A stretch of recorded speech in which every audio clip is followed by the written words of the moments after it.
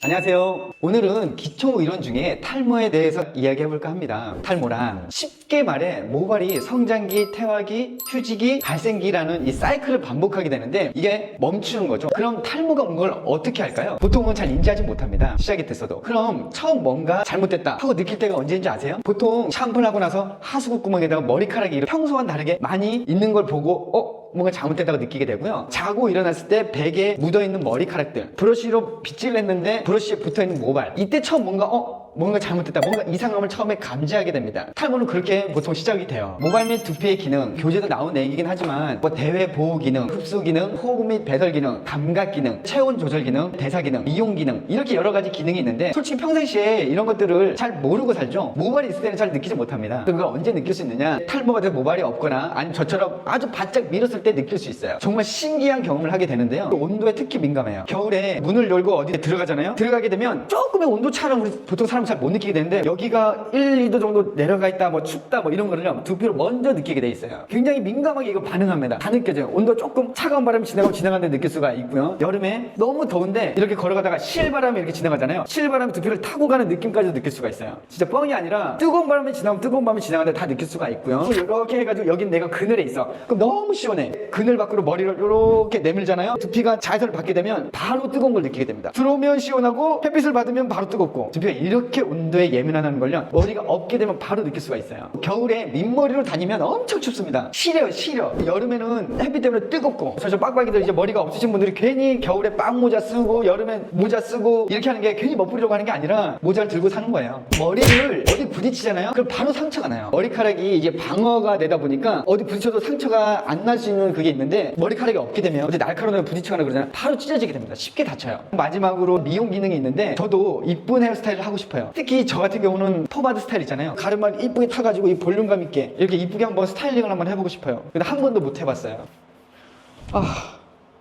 이렇게 두피와 모발은 우리가 모르게 여러 가지 기능을 하고 있습니다. 탈모의 원인 뭐가 있을까요? 유전, 영양장애, 내분비장애, 스트레스, 음주, 불규칙한 수면시간, 다이어트, 펌, 염색, 어디 가든 다 똑같은 말만 합니다. 요즘 스트레스 안 받는 사람 없고, 술, 담배 똑같이 해도 누군 빠지고 누구는 안 빠지고, 밥은 옛날에 비해서 훨씬 더 잘 먹고 있고, 이렇게 명확하게 설명이 어려우니까 다들 애매모호한 말만 하는 거죠. 과학적으로 설명할 수 있는 것은 유전적인 요인과 남성 호르몬입니다. 탈모 공부하면 무조건 알아야 하는 DHT, 디하이드로 테스토스테론, 모낭을 공격하는 물질입니다. DHT, 디하이드로 테스토스테론, 모낭을 공격하는 물질. 다른 건 몰라도 이거는 외워야 돼. 그냥 이쪽 일을 하는 사람이라면. 우리 몸에 있는 남성 호르몬인 테스토스테론이 모낭의 5알파 효소와 만나면 탈모를 일으키는 DHT라는 물질이 생성되게 됩니다. 그래서 이 DHT가 굉장히 중요한 거예요. 어떠한 탈모 공부를 해도 무조건 나오는 게 이 DHT. 그래서 탈모약이 하는 일이 쉽게 말해서 이 두 놈이 만나지 못하게 하는 역할이에요. 그게 탈모약이 하는 일입니다. 탈모는 어떤 유형이 있는지 알아보겠습니다. 남성 탈모의 대부분은 남성 호르몬과 유전적인 원인으로 생각하면 되고요. 대부분 두피에 열이 많아요. 누구는 뜨겁다고 합니다. 그래서 상반신 쪽에 열이 많아 땀도 많이 흘리게 되고요. 반대로 이 하반신은 차가운 경우들이 많아요. 한의학에서는 밑은 따뜻하고 위는 차갑게 해주라고 하잖아요. 이렇게 뭔가 깨져 있다고 보시면 돼요. 그래서 반신욕을 하는 게 도움이 되기도 합니다. 또 40대 이후의 여성 탈모는 먼저 알아봐야 되는 게 있는데요. 바로 폐경입니다. 흔히 갱년기라고 하죠. 갱년기가 오게 되면 남성 호르몬이 많아지게 되면서 머리가 빠지게 됩니다. 그래서 머리 길이가 갈수록 짧아지고 파마를 세게 말게 되고 이런 식으로 스타일이 변하게 돼요. 반대로 남자 같은 경우는 이 갱년기가 오게 되면 남성 호르몬이 줄어들게 되고 여성 호르몬이 많아지게 됩니다.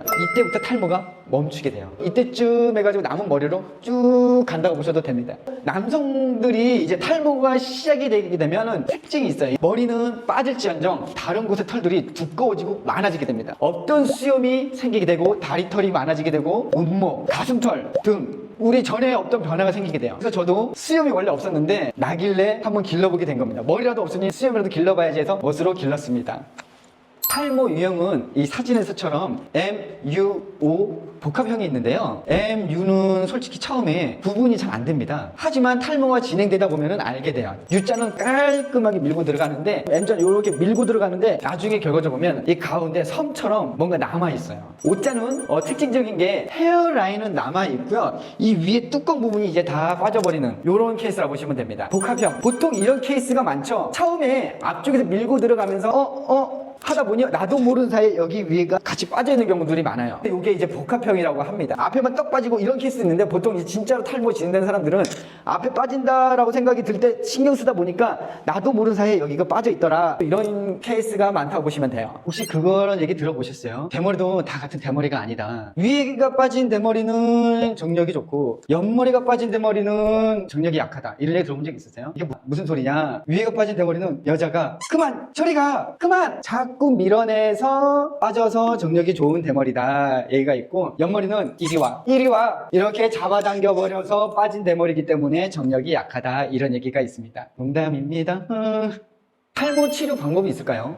탈모 치료하면 대표적인 게 먹는 약이죠. 머리가 빠지게 되면 제일 먼저 병원을 가게 됩니다. 처방을 받아서 먹게 되는 게 탈모약인데 먹는 탈모약은 대표적인 게 피나스테라이드, 두타스테라이드, 미녹시딜이에요. 피나스테라이드는 프로페시아고요. 두타스테라이드는 아모다트입니다. 같은 말로 보면 됩니다. 보통 일반적으로 프로페시아를 가장 많이 복용해요. 두타스테라이드는 그냥 줄여서 그냥 그러니까 두타라고 합니다. 두타는 프로페시아보다 약효과는 훨씬 좋다고 하는데 그 대신 약효과가 센 만큼 부작용도 그만큼 세다고 해요. 제 친구 같은 경우는 프로페시아를 먹다가 최근에 두타를 처방받아서 먹고 있다고 하더라고요. 40대가 넘어서 처방했다고 하는데 두타를 먹고 나서 삶이 굉장히 평화로워졌다고 해요. 일하고 집에 와서 밥 먹고 산책하고 책 읽고 성욕이나 파이팅 모든 거를 퍼센티지 나누면 200%라고 쳤을 때 지금은 10에서 20% 정도라고 하더라고요. 근데 오히려 이 친구는 지금도 굉장히 좋다고 하더라고요. 평온하고. 그리고 미녹시딜. 예전에는 바르는 미녹시딜이었는데 이제는 먹는 미녹시딜이 있어요. 이 약은 효과는 괜찮은데 부작용이 다모증이에요. 이 약을 먹게 되면 머리만 나는 게 아니라 우리 몸의 모든 털이 다 잘 자란다고 하더라고요. 손털까지. 그 다모증이 부작용이에요. 하지만 이 먹는 약들은 치료 방법이라기보다는 유지하는 겁니다. 이 약을 먹게 되면 이 빠지는 머리카락을 붙잡게 되는데 이렇게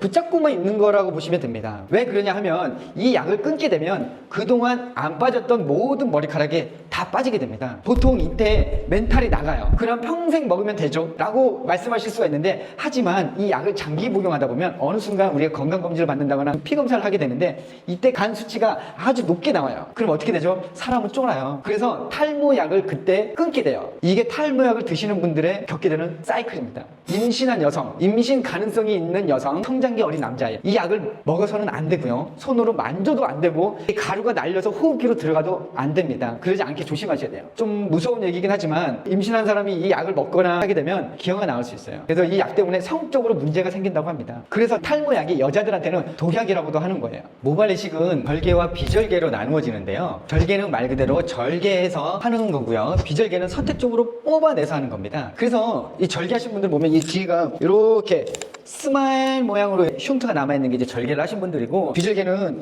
여기 보면은 이제 구멍이 송송송송송송 나 있으신 분들이 있어요. 그거는 이제 비절개로 이제 하게 됩니다. 두 번 하신 분들도 있죠. 절개로 한번 하고 나서 그 후에 비절개로 뽑아서 다시 앞으로 이동해서 심는 방법, 이렇게 하게 되는데, 이식한 모발이 살아나서 자라나는 것을 생착률이라고 하는데 생착률은 절개 방식이 훨씬 좋습니다. 하지만 이 절개도 평균 생착률이 30-40% 정도밖에 안 돼요. 회복이 늦고 아프다고 하고 잠도 앉아서 자야 된다고 합니다. 이 뒤에를 수술해버리니까. 저는 솔직히 안 해봐서 이 고충을 정확하게 잘은 모르겠어요. 모발 이식을 하면 끝이냐? 또 그게 아닙니다. 모발 이식을 하면 이 이식한 모발을 지켜야 되잖아요. 모발을 지키기 위해서 탈모약을 같이 복용을 해야 합니다. 이식한다 해도 생각보다 이 모발들이 빽빽하게 심지를 못해요. 너무 가까이 심게 되면은 옆에 머리가 빠져버린다고 합니다. 그래서 모발 이식을 해도 듬성듬성한 느낌이 나는 겁니다. 예전에는 이 문제 때문에 병원에서 저희 같은 SMP 하는 사람을 찾아가라고 소개도 시켜주고 그랬어요. 요새는 안 그러지만 이 모발 이식과 SMP가 만나면 시너지 효과가 있어요. 모발 이식의 단점이 듬성듬성하다 보니까 모발 이식을 해놔도 여기가 비어 보인단 말이죠. 근데 SMP 단점이 뭐예요? 바로 광이에요. 굉장히 멋스럽게 머리가 있는 것처럼 이렇게 표현할 수는 있지만 머리가 반질반질하게 광이 나는 걸 못 잡아요. 모발 이식으로 짧은 머리, 스포츠처럼 짧은 머리라도 있으면 모발 이식을 해서 그림자가 살짝 져서 광이 안 나게 되거든요. 근데 광은 안 나는데 안에가 비어 보이잖아요. 여기를 SMP로 채워주게 되면 아주 베리굿입니다. 모발 이식을 해서 이 머리는 있는데 듬성듬성해서 그 비어 보이는 데를 SMP로 채워주게 되면 SMP는 광이 안 나서 좋고, 모발 이식한 거는 안에가 가득 차 보여서 좋고, 그 외에 가발, 증모술, 스테로이드제, MTS 두피 케어, 또 탈모성 두피, 지루성 두피, 원형 탈모, 산후 탈모, 반응성 탈모, 전두 탈모, 그 외에도 할 얘기가 너무너무 많은데요. 오늘은 추려서 여기까지만 하겠습니다. 너무 고맙습니다.